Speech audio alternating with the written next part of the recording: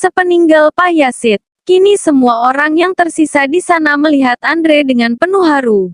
Ahmad berjalan menghampiri Andre, lalu dengan cepat merangkulnya. "Terima kasih," ucapnya berkali-kali sambil menahan tangis.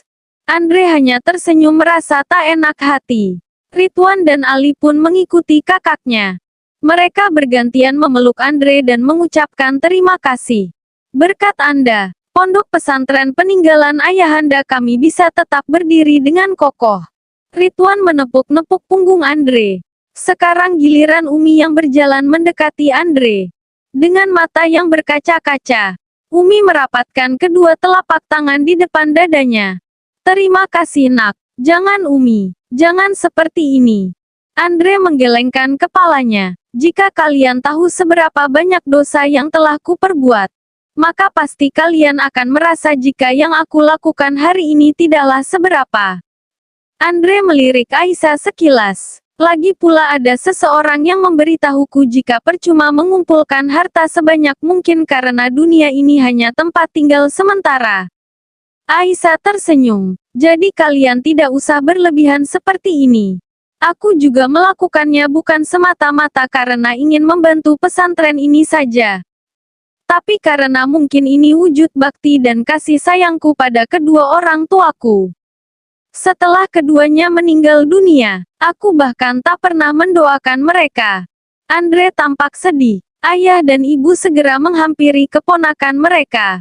"Kakakku pasti bangga mempunyai anak sepertimu." Ayah memeluk Andre penuh haru. Andre menangis di pelukan pamannya. Hari ini Aisyah dan Alfian berencana untuk kembali lagi ke kota. Andre yang kakinya sudah agak mendingan sehingga tak lagi memerlukan tongkat untuk membantunya berjalan akan ikut mengantarkan Alfian dan istrinya ke parkiran mobil. "Kamu tahu jika uangmu habis itu karena doamu sendiri," ucap Alfian menggoda Andre ketika mereka berjalan mendekati mobil. Andre langsung tertawa terkekeh mengingat doanya ketika pertama kali menginjakan kakinya di pesantren ini. "Sayang sekali Allah hanya mengabulkan satu doaku saja. Doa satunya lagi tidak Allah kabulkan." Andre menggaruk kepalanya. "Menikahi salah satu kakak iparku. Jangan mimpi." Alfian menepuk pundak Andre sambil tertawa. Keduanya kembali tertawa cekikikan. Sehingga tanpa mereka sadari ada sepasang telinga yang tidak sengaja mendengarkan obrolan mereka. Siti yang berjalan sambil menggandeng tangan Aisyah di belakang mereka kaget mendengar pembicaraan keduanya. Akhirnya mereka sampai di depan mobil Alfian. Ketika hendak memasuki mobilnya, tiba-tiba mereka semua dikagetkan oleh kedatangan sebuah mobil. Jantung Siti berdebar mengetahui mobil siapa yang datang. Yusuf, mantan suaminya. Ketika Yusuf turun semua orang langsung melihatnya. Tak terkecuali dengan Aisyah. Yusuf segera menghampiri mereka semua dan memberikan salam. Aisyah yang merasa jika mantan suami kakaknya itu punya maksud yang sama seperti kedatangan-kedatangan sebelumnya meminta suaminya untuk memundurkan kepulangan mereka. Dia ikut masuk lagi ke dalam rumah beserta Alfian dan juga Andre. Setelah berbasa-basi sejenak, Yusuf kemudian mengutamakan maksud kedatangannya. Tebakan Aisyah benar, dia ingin kembali menikahi Siti. Dua istri Mas yang kemarin sudah Mas ceraikan. Keduanya sudah Mas pulangkan ke rumah orang tuanya masing-masing. Yusuf terdengar memelas. Siti dan yang lainnya tampak kaget. Mas menyadari jika mereka tak jauh lebih baik dari kamu. Menurut Mas kamu tetap istri terbaik buat Mas. Yusuf melihat Siti. Mas sangat menyesal sudah menyakitimu. Siti langsung memalingkan wajahnya. Mas harap kali ini kamu berkenan untuk kembali lagi pada Mas. Karena Mas sudah tidak mempunyai istri lagi. Mas berjanji tidak akan lagi menikah. Hanya kamu yang akan menjadi istri Mas satu-satunya.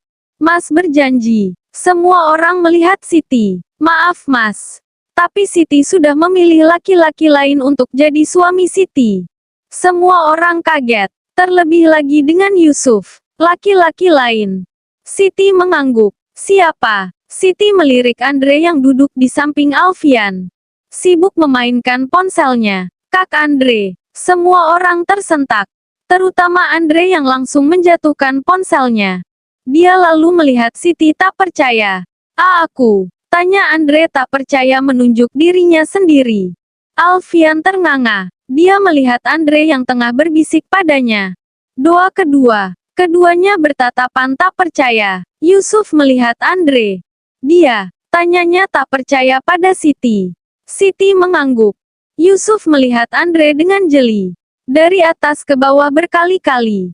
Siapa dia? Dari penampilannya saja Mas yakin jika dia bukan seorang ustadz atau anak kiai.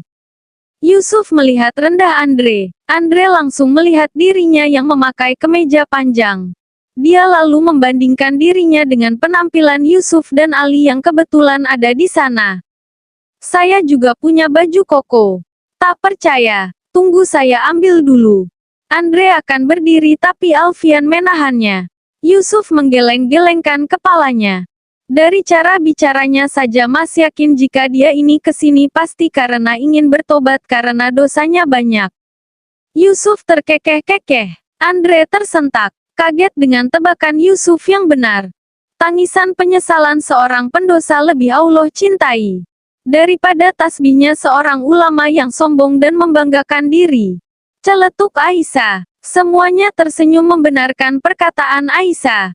Yusuf terdiam. Anda sudah dengarkan jika adik saya sudah menentukan laki-laki pilihannya. Ali bersuara. Yusuf melihat Siti. Tolong pikiran baik-baik dek. Mas berjanji jika kamu mau kembali lagi sama Mas, Mas tidak akan lagi menyakitimu. Mas akan menjadikanmu istri Mas satu-satunya. Siti langsung menggelengkan kepalanya. Maaf Mas, keputusan Siti sudah bulat. Sebaiknya sekarang Mas ajak rujuk kembali kedua istri Mas itu. Yusuf terlihat kecewa, dengan perasaan kesal karena lagi-lagi lamarannya ditolak seperti sebelum-sebelumnya. Dia pergi meninggalkan mereka semua. Kini tinggallah Siti ditatap heran oleh semua orang. Termasuk itu Andre. Nak, Umi memegang pundak putrinya. Siti tersenyum melihat semuanya. Abah pernah berpesan, kita perempuan tidak takdirkan untuk terus jadi penunggu. Tetapi kita juga disuruh untuk mencari dan memilih. Sebab jika selama hidupmu hanya jadi penanti, belum tentu yang datang kepada kita nanti sesuai dengan apa yang kita inginkan.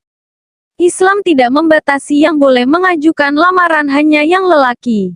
Sehingga wanita juga boleh mengajukan diri untuk melamar seorang pria seperti Ummu Khadijah radhiyallahu anhu yang melamar baginda Rasulullah shallallahu alaihi wasallam. Karena itu di hadapan kalian semua, saya ingin mengutarakan keinginan saya untuk melamar Kak Andre menjadi suami saya. Andre terperanjat, apalagi ketika semua orang kini melihatnya menunggu jawabannya. Alfian segera menyenggol lengan Andre.